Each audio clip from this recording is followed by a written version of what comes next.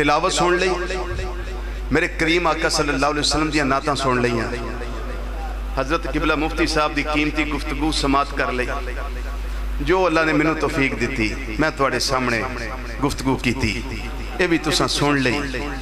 محفل ساڑی ہو گئی اس محفل پاک دے کچھ حقیقی فیوز و برکات نے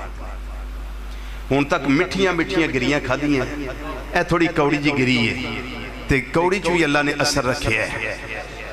اے بھی تھوڑی جی چیک کر لیا جے اس محفل پاک دے حقیقی فیوز و برکات تو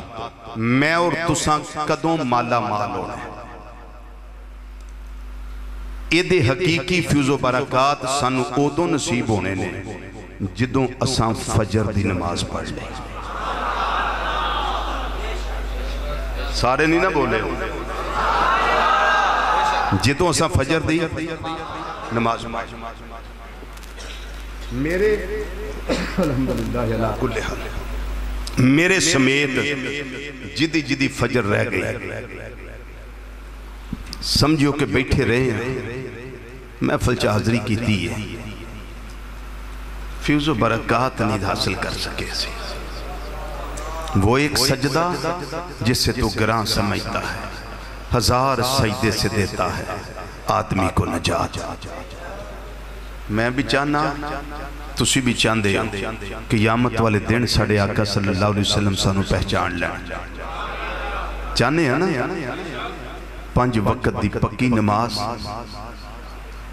5 وقت دی نماز وضو تے جتھے جتھے وضو دا پانی آزاد لگے گا نا ازائے وضو قیامت والے دن چمک دے ہون گے